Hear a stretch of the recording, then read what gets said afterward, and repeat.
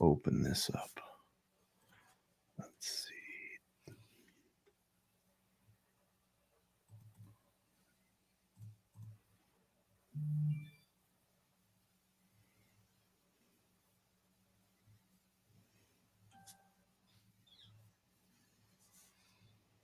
My computer's being slow today. What the hell? It doesn't like me.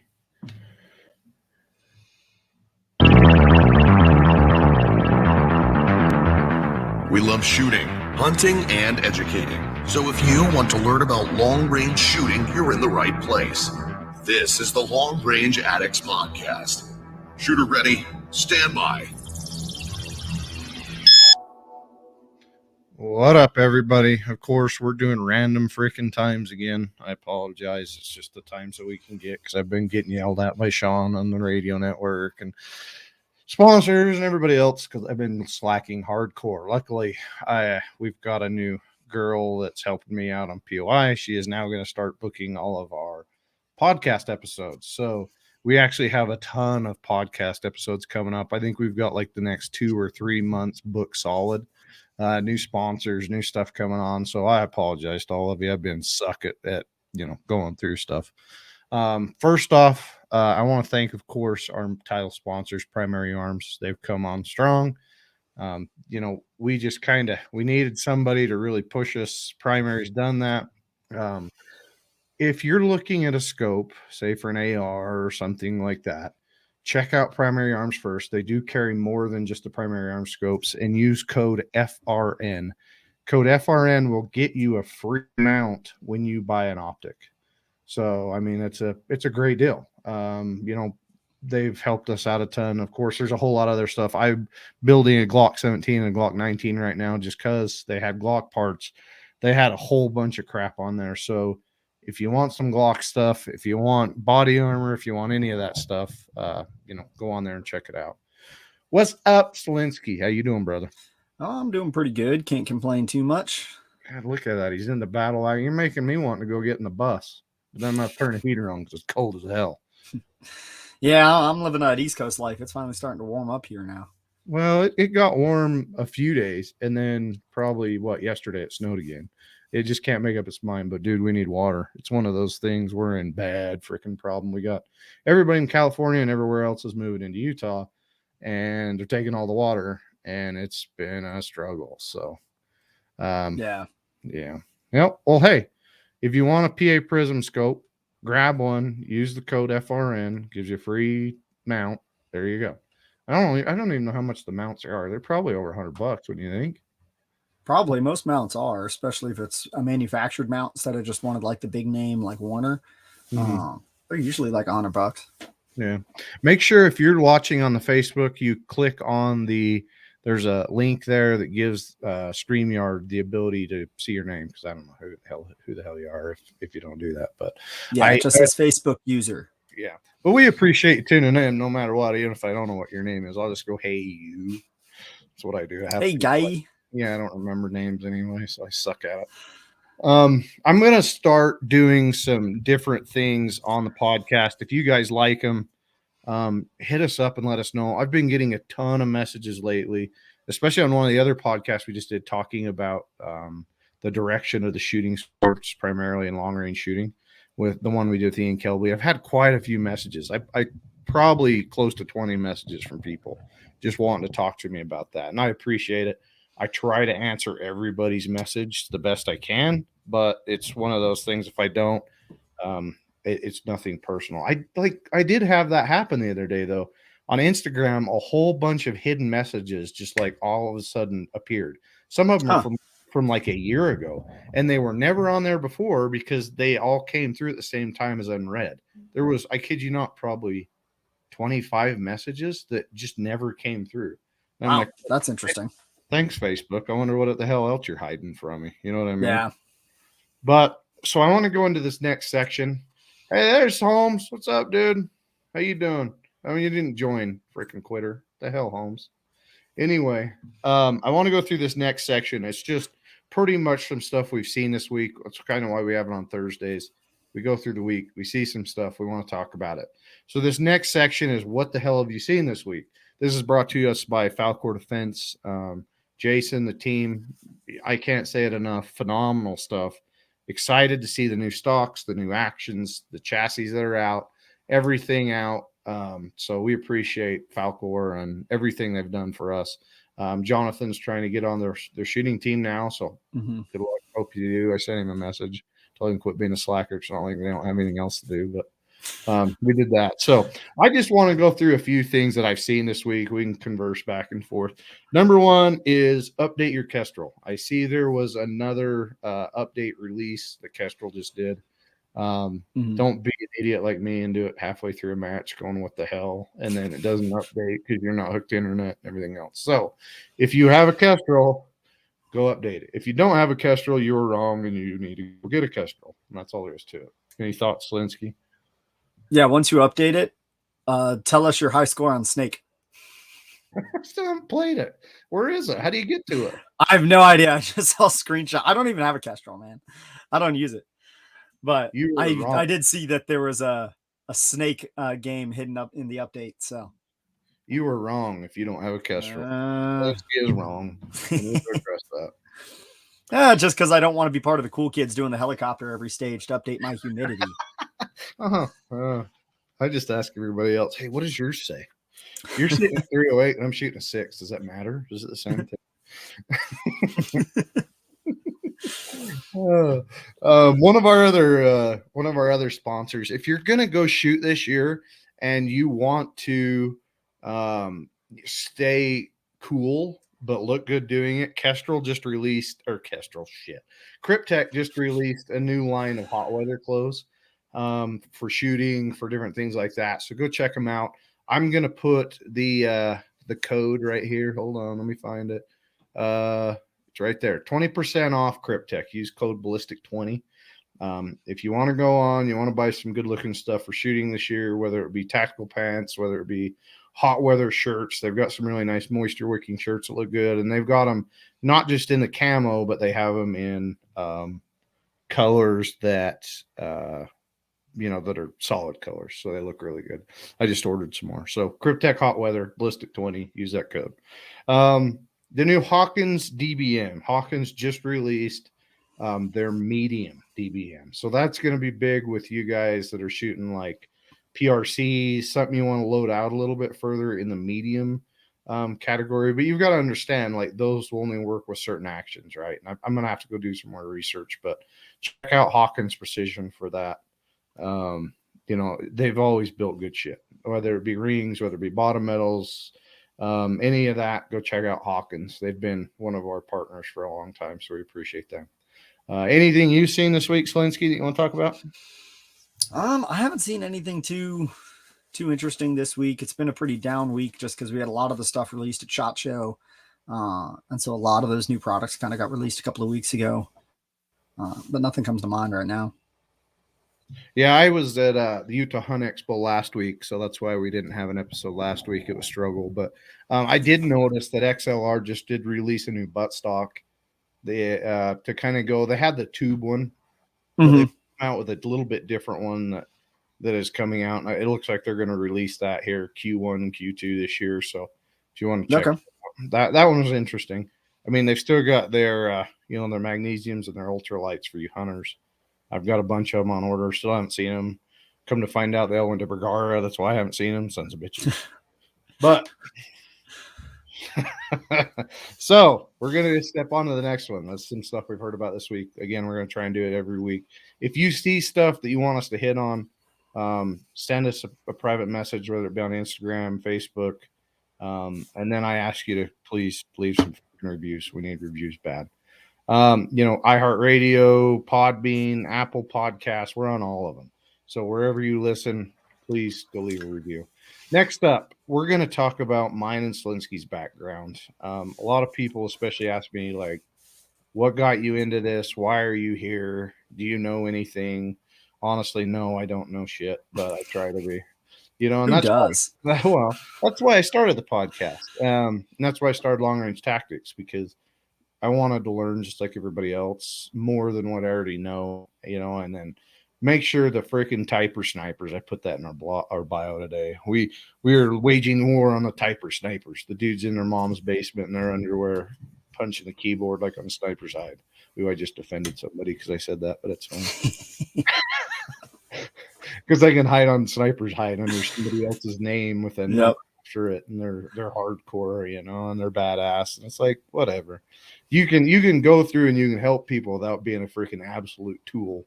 And apparently absolutely, they don't get that. You know what I mean?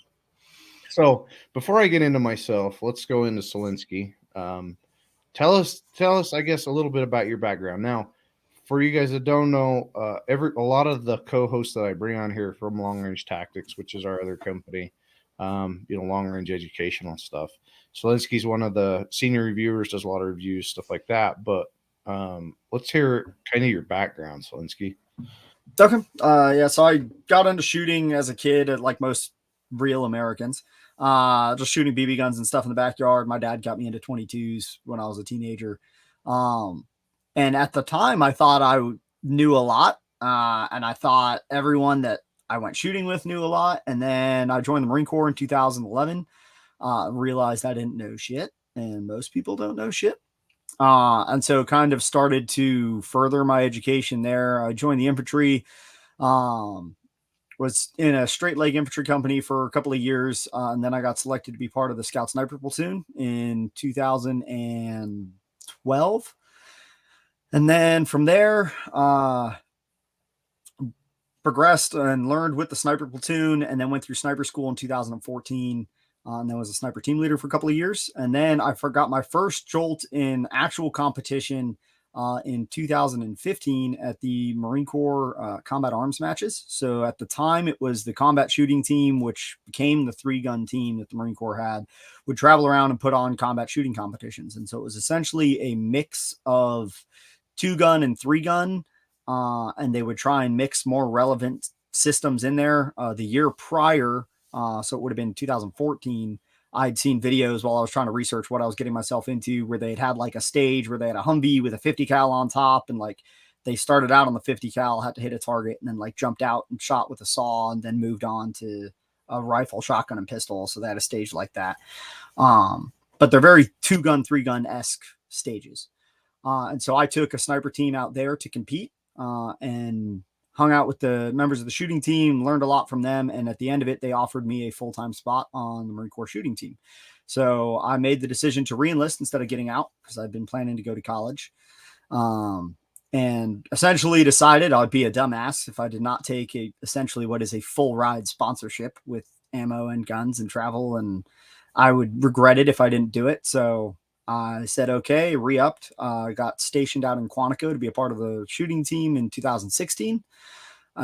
Started out on the rifle team, which was all precision, bullseye, and high power. So we did long range bullseye with service rifle and open class, and then we did high power mainly in service rifle. And then I was able to kind of do a little bit of what I wanted to do in the off season. So high power season is typically just the summer. And especially for the Marine Corps. And then in the off season, we would run Marine Corps matches throughout the Marine Corps, similar to the one I'd competed in, but we did initially it was the bullseye matches. And then we progressed to more a 2-gun style match across the board for the Marine Corps. And I also got to compete in other stuff that I wanted to compete in. So that's where I got my feet wet in PRS, 22. And then I got to go to NRA Worlds a couple of years in a row, which was awesome because that got me introduced to essentially everything. For those of you that haven't shot the NRA Worlds match, it's one of the best matches you can go to. They haven't had it the last years due to COVID and then some logistical issues. But essentially what it is, it's a 3-day, 12-stage match, and each stage is its own discipline of shooting. So there's no 2 disciplines represented. Like one stage will be biathlon, then you've got cowboy action, USPSA, 2-gun, 3-gun, PRS, NRL. What else did we do? Falling plates, or what they call it? Bianchi. We did Bianchi, 5-stand, trap, skeet. What else did we do? American Rifle Challenge. Which one was the Devil Dog? It was the first year Devil Dog was on the side stage, and then the next year it was the bullseye stage, so a bullseye pistol a bullseye pistol stage. And the best part about it is the entry fee is a little bit high compared to some of your other shooting disciplines, but all the guns and all the ammo are provided. And that was the great thing about that match. Was you could literally show up. You felt weird if you shoot competitively showing up, because you show up with like a water bottle in your pocket and that's it. And you just don't feel like you have enough stuff. And you go shoot throughout the day and it's awesome. All the guns, like they're all stage guns, stage optics, and then all that stuff gets put on the prize table and then is the prize table for the match. So it's usually a very stellar prize table. It's a lot of fun, well worth the money, but you get to experience a ton of different stuff. And it's kind of interesting to see where some people are really good and where some people struggle, because it really does become anybody's game. You get some professional shooters that'll smoke the 2-gun, 3-gun USPSA and get a 3 on the 5-stand stage and a 2 on this trap skate stage, and maybe like a 5 out of 15 on the biathlon stage because they've never shot traditional offhand at a plate before. And so it's really interesting to see who averages out the best. But that was one of the ones that really got me addicted to shooting sports as an overarching thing. I don't dedicate to one sport individually. But anyway, so I did that while I was on the Marine Corps team. I was eventually promoted to the head coach, the precision rifle team. And so I coached all the Marine Corps bullseye team matches, the training for the off season. I did the shooter selection for our summer program and for the permanent program. And then I finished out my contract there, decided it was time to get out of the military. And so I've since separated at the end of 2019. And I've been shooting on my own more or less since then. Been picked up by Team Voodoo, Team US Optics, and I've started my own firearms training company, Distinguished Tactical, where I do educational stuff for content, and then I also do courses for NRL 22 and that type of competition, and I do private instruction, and then I've done some contract firearms instruction for some different security companies for overseas contractors, and that kind of brings us up to now. The Marine Corps shooting team, the guys that wish they were AMU, is that what it is? Pretty much. Considering we're the feeder for like half of AMU is former Marine Corps shooting team guys. Because AMU, if anybody knows what AMU is, it's the Army Marksmanship Unit, and they are extremely wealthy when it comes to if they want it, they get it type thing. And they've proved some of the best shooters in the world, and so is the Marine Corps shooting team. So it's just one of those things that out of all the Marine Corps, out of all the Army, that's where, you land if you're decent. So Solinsky must be okay, I guess. I have my days. Yeah, well, don't we all have that? Show up and you're like, well, I should have just stayed home and went fishing because it would have been a lot more productive than me wasting my money at this match. We've all been there. I turned a lot of money into a lot of noise. It's pretty much what my job is. Yeah. So you went through Scout Sniper platoon. Did you ever get deployed to Scout Sniper? Yeah, all my deployments were to Asia. But I was a sniper team leader on my last deployment to Asia and ran my team. We were actually sitting in Korea when they decided to start shelling each other in 2014. I think it was 2014, 2015. So that was exciting. Didn't get to do shit, but it was exciting. Mm-hmm. That was like, what's that movie where they all go to freaking Iraq and they're laying in the sand and they do absolutely nothing? The hell was that? Was it Jarhead? It could have been, yeah. I think it was Jarhead. They all dug foxholes for like 3 months. And then it was like the first thing into Desert Storm or something, and like there was an airstrike, and that was the entirety of the war. Yeah, exactly. Yeah, that was that wasn't good. But no, I mean that's one of those things. And like he said, Distinguished Tactical. If you're on the East Coast, check those guys. Check him out. If you want to do 22 training, long range training, and of course he does reviews and stuff on long range tactics. My background has been all over the place. I'm like, I tell everybody it's kind of a giggle thing. I'm like an STD. I'm everywhere. Except you're the one that penicillin won't get rid of. Yeah, exactly. That shit'll come home with you. Yeah. Anyway. It does not stay in Vegas. No, it doesn't. So everybody, I got my shooting kind of like Jonathan, when I was younger. Here in Utah, it was kind of the thing. We grew up hunting. We grew up shooting.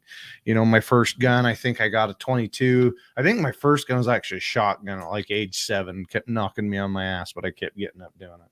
And then a 22, I still got on the old Marlin semi-auto Model 60. Thing still runs like a freaking rape tape. That was my growing up. I went into the U.S. Army, did a lot of training there. Yeah. Didn't do much long range stuff. It was more, tactical training bullshit that most of it I've forgotten. I've got to freaking start doing it again because I look like an idiot trying to shoot a pistol now. But it was one of those things that I was there for 8 years between recruiting, Army aviation, different things. I went through a lot of different things in the Army. So it was one of those great freaking experience, and I had a good time. Then I decided that I was going to leave and start a construction company. The shit hit the fan in 2008. Was it 2008? Something like that. So my brother worked at Barnes, Remington. I left the construction trade and went to work for Remington Barnes in the ballistics lab. So I was a ballistician, for 6 or 7 years from 2010 on. So everybody asked me, they're like, why don't you shoot anymore? I'm like, you really got to realize that I've been shooting since 2011. I've been shooting a long time. And I shot with a lot of the OG guys, the George Gardner and all the guys that started the PRS and all that stuff. And, there was only 1 or 2 local matches ever. And it was just a different time. It really was. The first gun that I ever built was a 300 freaking Win Mag. It was, we copied it off of, it was a killing son of a bitch. And we actually built it for, the Vortex Extremes when they started coming out with those, because we wanted to kill everything. We didn't know any better, right? The only thing that will shoot to 1,000 yards is a 300 Win Mag. That's it. You can't have anything else, when you're shooting still. And it was just one of those things you look back at, and we all started somewhere. And that's why I started LRT. I'm like, we all started somewhere. We're like, shit, I wish somebody would have told me something different, because I would have saved me a lot of freaking money in the long run. But I did work for a big ammo company, so I didn't have to pay ammo, which was wonderful. As you can see in the background over there, you guys listening, you won't be able to see it, with Team Remington jersey. I shot for Team Remington for a few years, Team US Optics. I've shot for a few different companies, Masterpiece Arms. My first chassis was an XLR. I've just been around the industry for a while. In 2000, what year was it? 2015, 2016, 2007, somewhere in there.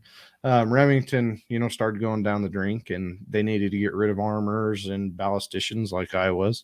You'd probably seen me if you ever came to a big show. I was probably there talking ballistics with people.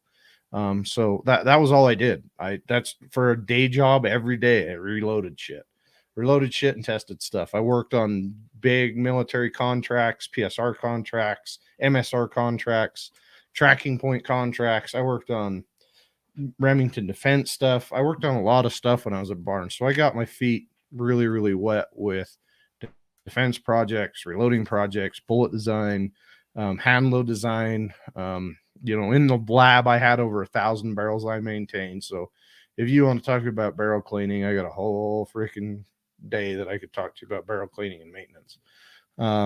But I kind of saw it all, but we had, and that's what a lot of people need to understand. We had a set way that we did everything, right? And that's what I thought was the only way you could ever reload, the only way you could ever do this. And we only had, basic stuff, the basic stuff that people would reload on, and we'd do our loads on it. And then they'd go to the ammo reloading place, and we'd build loads for them and everything else, and clean barrels and make sure everything was good. And then we can get into ammo testing and CIP and SAMI and all that in another episode. But I did all that.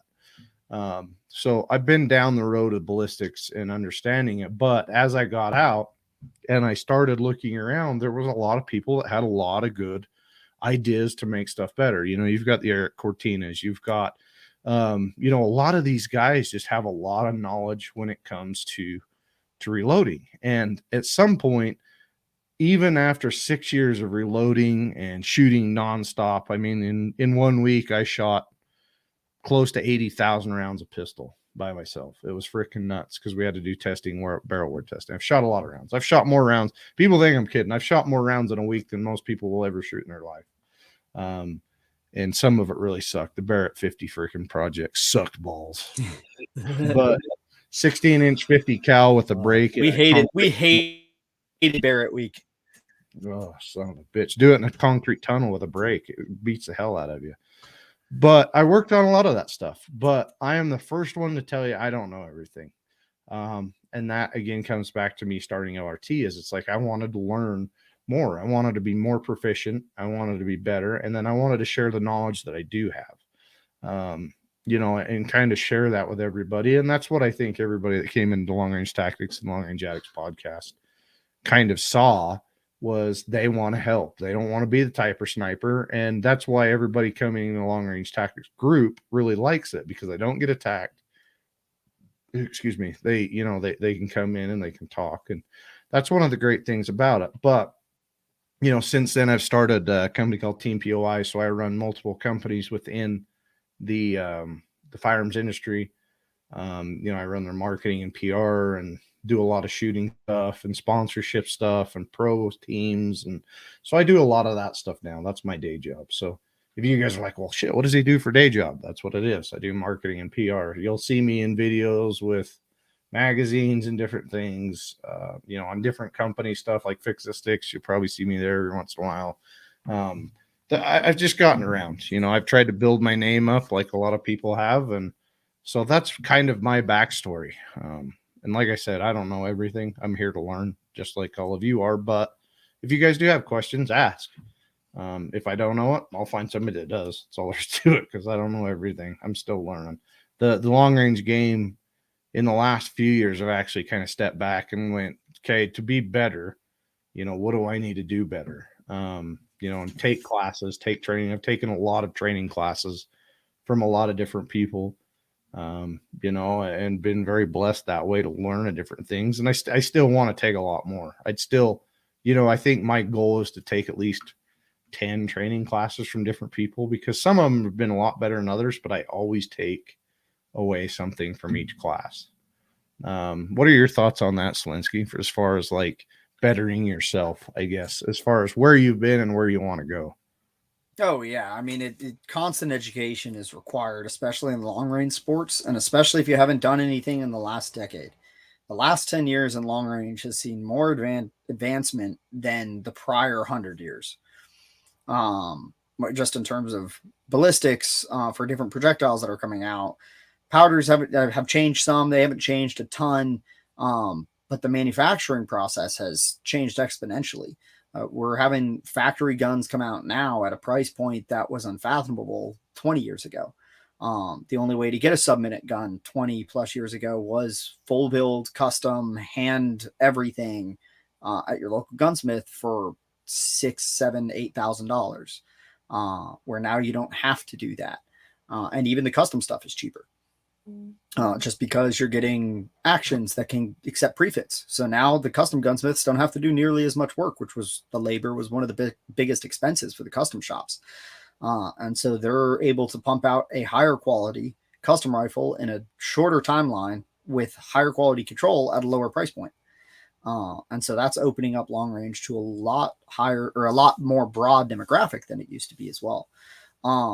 But you definitely have to stay up with it and stay up with the education. So I wrote an article in the early days of LRT or earlier days of LRT on the Dunning-Kruger effect. And essentially it was a chart that showed an individual's confidence level over their actual proficiency level. And it's interesting. And this isn't just specific to shooting. It's specific to pretty much every industry or every hobby or whatever it is. This is just a psychological effect that happens. You start out at the bottom of the graph, very unconfident in your abilities because you don't actually know anything. And coming into it, you don't know shit. This is a new whatever. And then there's this huge spike in confidence. You attend your first match, you go to your first course, go shooting with your friend, you hit a 1,000-yard target for the first time, and now you are Sniper Jesus. That's what you think to yourself. And there's funny names on the chart, the one that I found, and they call it the peak of Mount Stupid. And it essentially shows that you're still very unproficient, like your proficiency level is still very low, but your confidence is sky high. Like you think you're the next Jesus for whatever hobby, sport, industry that you're in. And people try to run with that, and it only takes them so far because their proficiency doesn't match their confidence level. And we've all seen it at the range. The guy that has the loudest mouth usually knows the least. And we've seen people post videos of just straight up erroneous lies. Like, it's not how stuff works, but they are super confident in whatever content they're pushing out or whatever opinions they're pushing out. And then you have this huge slope in the chart that comes down into what they have labeled as the Valley of Despair. And that's where you realize that you don't know a whole lot. And typically that's for me, it was after my second competition. I did my first PRS match. I got third place, or I tied for third place in tactical using a borrowed rifle. I was like, oh, this isn't so hard. Like, if I get my own gun, my own ammo, I'll do great. And then just got stomped. And so that was my realization to like, oh, I actually have no idea what I'm doing. I'm an idiot. And then so after that, in the chart, it goes into the slope of enlightenment, is what they call it. And it's just this gradual slope where as your proficiency progresses, your confidence progresses. And that chart is constantly shifting backwards, or you're constantly shifting backwards on the chart, right? So if you at one point were at that slope of enlightenment, like you knew a whole lot, you knew a whole lot, but you haven't continued your education or continued to update your knowledge base, you're going to slowly slide back down that slope of enlightenment to the Valley of Despair, because everything gets dated. I mean, we've all ran into firearms instructors that, oh, I've been doing it for 30 years. And you're like, yeah. And you still think the 1911 is the best pistol that's ever been invented. It's great. Don't get me wrong. Hey, two world wars. Two. Yeah, 2 world wars. 2.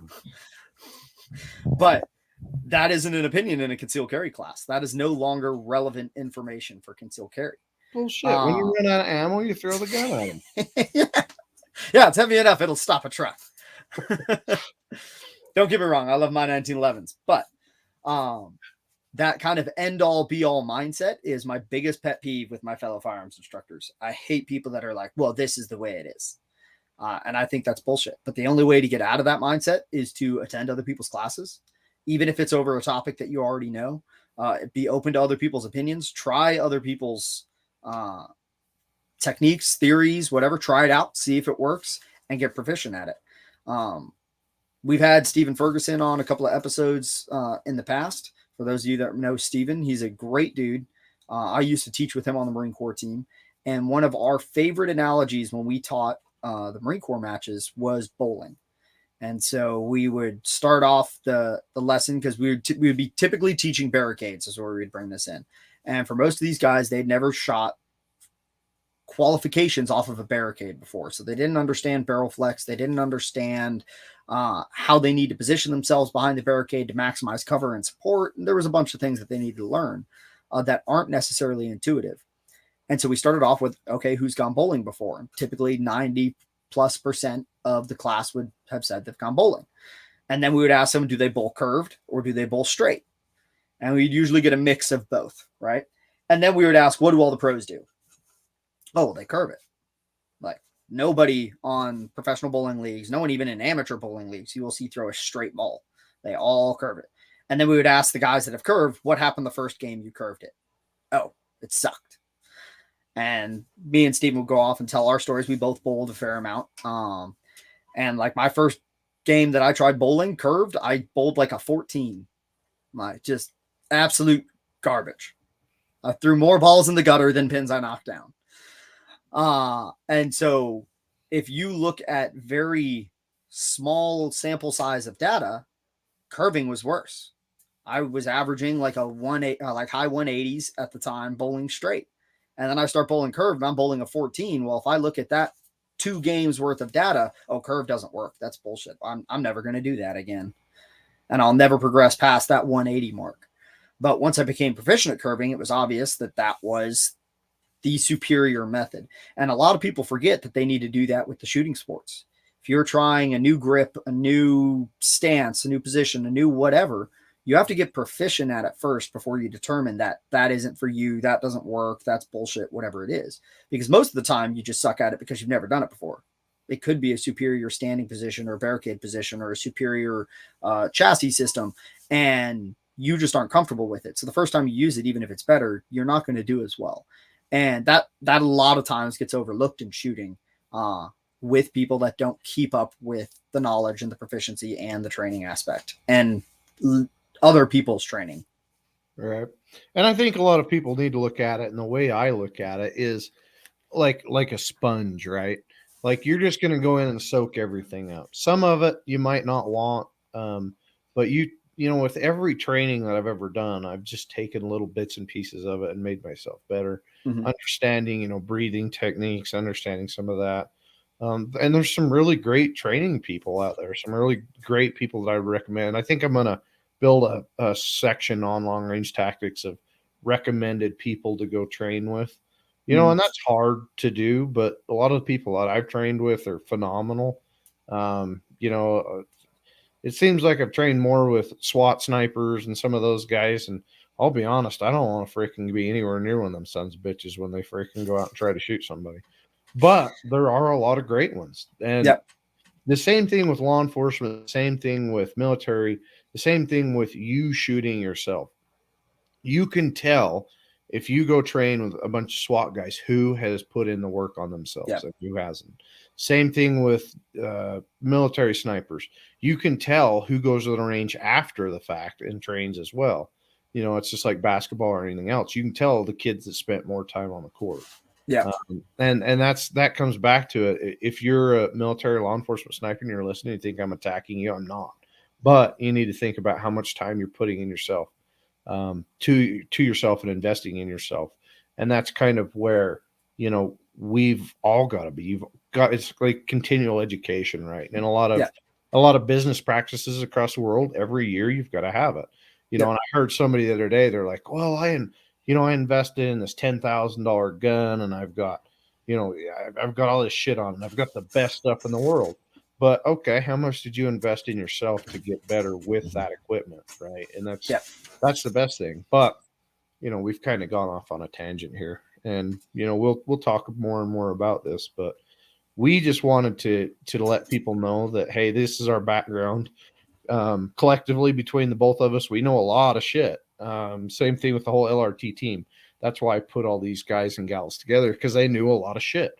Whether it's hunting, whether it's competing, whether it's tactical stuff, the team has been phenomenal, and we're all trying to learn from each other. But you as listeners can learn from us as well. Whether you come to longrangetactics.com, you watch the YouTube videos, the stuff that we're trying to put out. And of course, we'd like you all to share it. If you're learning something from us putting stuff out, help us. I mean, it's free. It's not costing you anything except a little bit of time to hit the share button.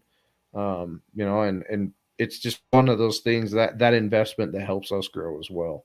But like I said, going back to me coming out of being a ballistician, thinking, oh, this is the only way to load this round. It was kind of one of those things. I loaded Barnes bullet forever.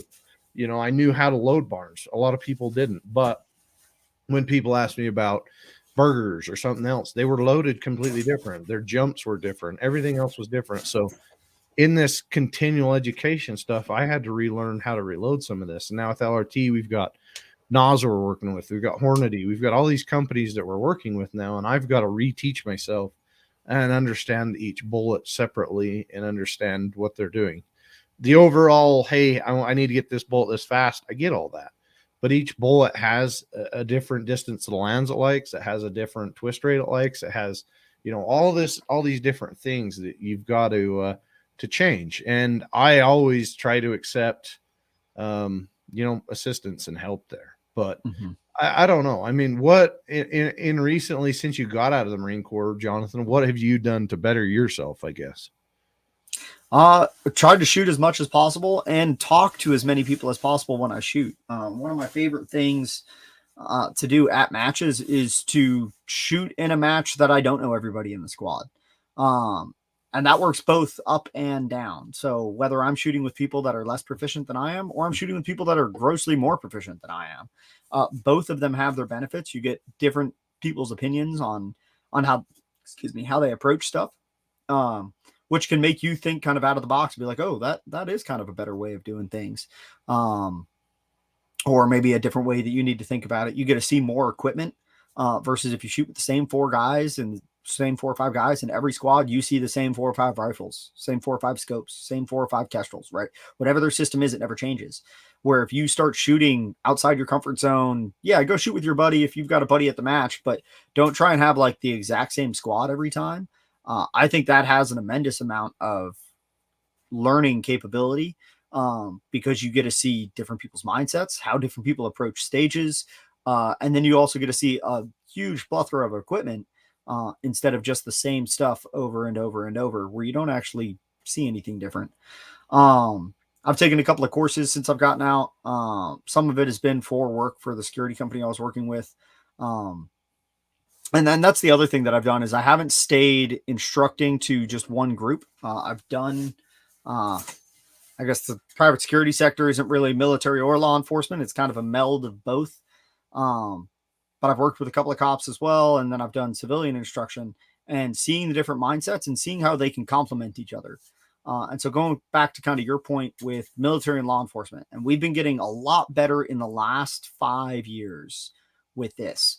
It took the military, especially the Marine Corps, a long time to accept that civilian competition had practicality and had knowledge to be gained.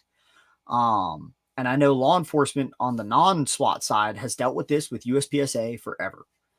Nobody wants to shoot competition because they're going to show up and they're going to get embarrassed by a 13-year-old girl.